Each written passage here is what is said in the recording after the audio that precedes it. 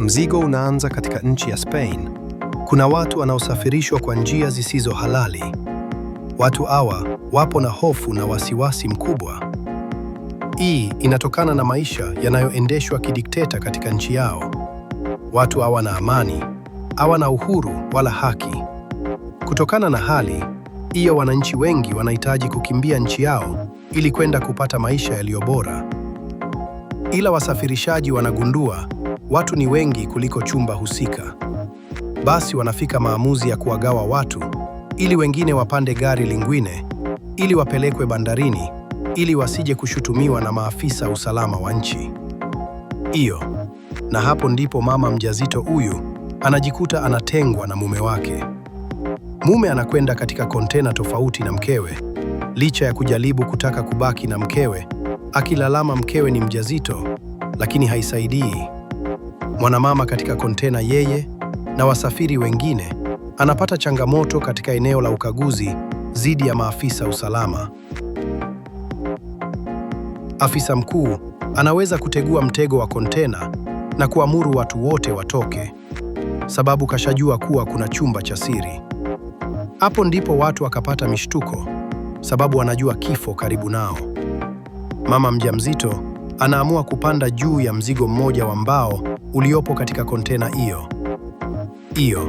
Afisa yule anaamuru askari wake wapige risasi watu wote na wafie ndani. Baada ya agizo hilo, wanagundua mtoto mdogo bado yupo hai. Bila huruma, wanamwangamiza yule mtoto mdogo. Maafisa hao wanatoa miili ya watu wote na kumwaga maji katika kontena ili kuondoa damu zote za watu waliwaua. Mambo yote yakiendelea, mwanamama aliendelea kujiweka juu ya lile kontena kwa hofu kubwa. Baada ya kila harakati, gari na kontena ile inaruhusiwa kuingia bandarini. Lakini kipingamizi, uongozi wa taifa lao hauhitaji mtu yeyote kutoka nje ya nchi yao. Watu wanakufa kikatili sana. Na hapo ndipo watu wakawa wanatumia njia za wizi kutoka nje ya taifa hilo ili kwenda kupata hifadhi nje ya taifa hilo. Na hapa tunakutana na mshirika mkuu wa pichai ambaye ni mwanadada mjamzito. Mwanamama anabaki pekee katika kontena na anapakiwa katika meli akiwa katika kontena. Matundu madogo ya risasi katika kontena. Mwanamke huyu anatumia kuangalia mazingira ya nje na kupata hewa. Safari inaanza na mwanamke anajilaza katika kontena, lakini katikati ya safari, mwanamke na meli aliyopanda inapatwa na dhoruba. Anapata shida na kujigonga-gonga ndani ya kontena na anapoteza fahamu.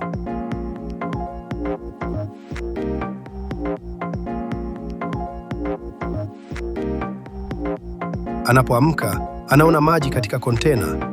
Anawahi katika matundu ili aangalie yupo katika mazingira gani. Na hapo ndipo anapogundua kuwa kontena alilokuwa amepakiwa lilipata ajali na kudondoka katika maji.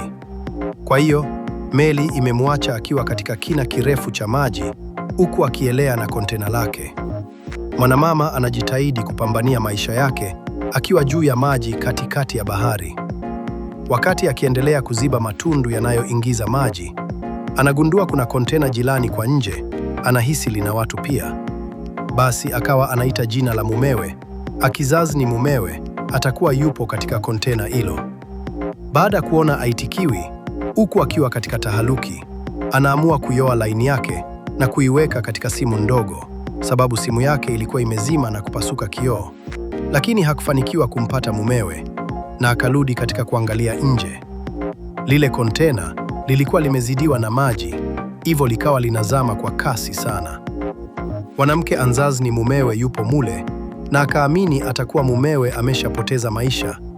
Hivyo mwanamke anawaza ajikate mkono ili apoteze maisha, lakini alishindwa na akabaki kupitiwa na usingizi huku akiota ndoto za kutisha.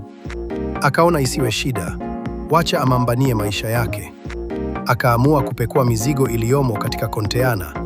Akakuta chupa za maji na vibakuli pamoja na kiberiti kukiwa na kisu ambacho kinaweza kukata kama msumeno.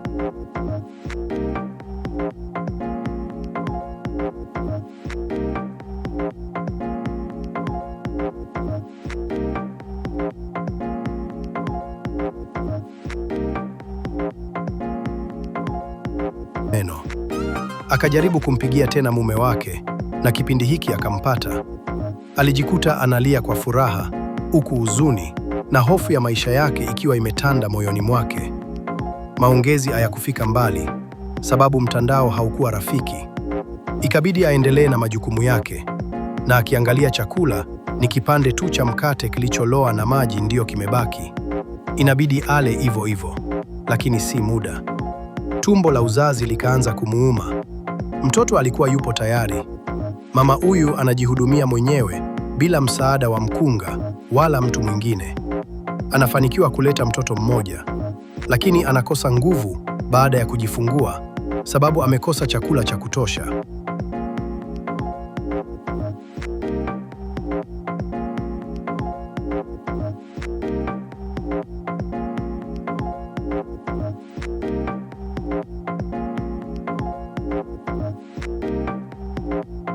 Akaamua kutoboa kwa juu ya kontena kwa kutumia mashine ndogo aliyoipata katika mizigo ndani ya kontena hilo. Akatumia na kisu ili afanikiwe kutoboa.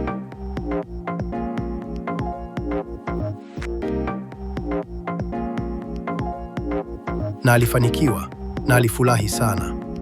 Ila alipatwa na matatizo wakati anapanda kutoka nje ya kontena. Alijikata katika paja lake na chuma la kontena hilo. Ila hakukata tamaa. Alichukua kamba ambazo ni waya na kufuma mfano wa nyavu. Lengo ni kuvua samaki ili apate kitoweo. Akafanikiwa kuvua samaki na ilibidi ale hivyo hivyo akiwa mbichi na lavua wengi wa kiasi akawahifadhi katika mabakuli. Aliishi na mwanaye huku akijitahidi kutuma jumbe kwa kutumia mabakuli yanayoelea, akiamini atapata msaada, huku akipunguza maji katika kontena.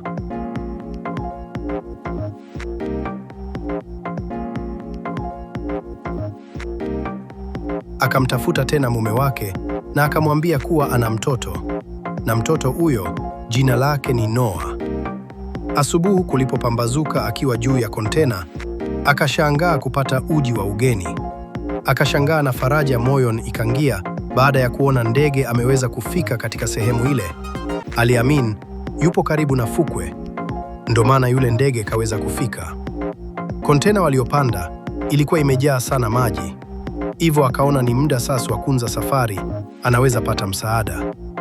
Akamchukua mwanaye, akamuweka katika lile sanduku la mizigo, na yeye akiwa anaelea kutegemea lile kabati, huku maji yakiwasukuma taratibu. Ndipo wavuvi walipoona umati wa ndege ukilukaluka, huku chini kukiwa na mzigo. Wakaamua kufata mzigo ule ili wajue kuna nini. Wavuzi walifanikiwa kukuta mtoto mchanga akiwa hai, na mvuvi mmoja akagundua yule mtoto kafungwa kamba ambayo bado ipo katika bahari. Mvuvi yule akaivuta ile kamba ili ajue ina nini. Hapo ndio akagundua ile kamba imeunganishwa na mwanamke ambaye ndio mama wa mtoto huyo. Walibambana kumsaidia na Mungu akajalia heri. Mama yule alikuwa hai na alifanikiwa katika mapambano yake dhidi ya uhai wake na maisha yake. Kitu kinaitwa Nowhere, na hapa ni Bobo Plays. Subscribe ili upate vitu vikali, maana ndo kwanza tunaanza. Asante.